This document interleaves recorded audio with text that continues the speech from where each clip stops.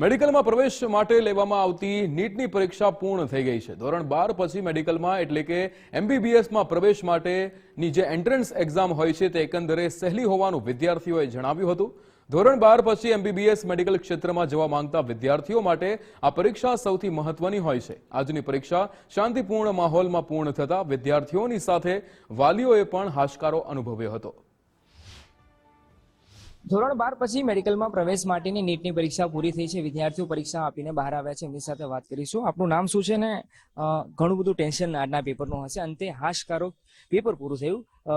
કેવું paper overall રહ્યું આજનું? ઓવરઓલ તો પેપર સારું હતું। બાયોલોજીનું પેપર ઇઝી હતું। કેમિસ્ટ્રીનું મીડિયમ હતું। ફિઝિક્સનું ટફ પડ્યું। મેં મારા ફ્રેન્ડ્સને પણ પૂછ્યું, તે લોકો પણ એવું જ બોલ્યા કે ફિઝિક્સનું ટફ હતું, પણ ઓવરઓલ એવરેજ હતું। બહુ હાર્ડ પણ નહીં, બહુ ઇઝી પણ નહીં, એવરેજ હતું, સારું હતું પેપર। તમને કેવું આજનું પેપર લાગ્યું? અને જે 720 માર્કનું હોય છે પેપર, ઓન એન એવરેજ કેવું હોય તો આ વખતે મેરિટ કેટલું જાય, તમને શું લાગે છે? લાસ્ટ યર કરતાં તો ઓબ્વિયસલી આ વખતે મેરિટ નીચું જ જવાનું છે, કેમ કે પેપરની જે ક્વોલિટી હતી આ વખતે બહુ જ જોરદાર હતી। બાયોલોજીની અંદર એનસીઆરટી બેઝડ પૂછ્યું હતું, પણ કન્સેપ્ટ તમને આવડતા હોય તો થાય। કેમેસ્ટ્રી મોડરેટ હતું, પણ ફિઝિક્સ બહુ જ ટફ હતું। તો આમ ઓન એન એવરેજ કેટલું તમે લાગે છે મેરિટ આ વખતે? 600 આઈ ગેસ। તમને આજના પરીક્ષાની, કેમ કે નવી આખી મેથડ અપનાવવામાં આવી હતી, અત્યાર સુધી તમને કદાચ ઓપ્શન મળતા હતા, પણ હવે તો 180 પૂરા કદાચ અટેમ્પ કરવાના।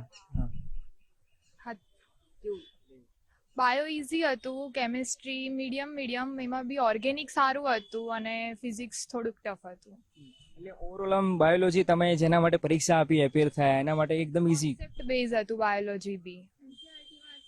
તો તમને એનસીઆરટી આખી વાંચીએ તો આખું આવડે। બુક બેઝ આખું। અને વિધાનવાળા ક્વેશ્ચન વધારે હતા। ઓર્ગેનિક પણ ઓછું પૂછ્યું હતું, ઇનઓર્ગેનિક વધારે હતું।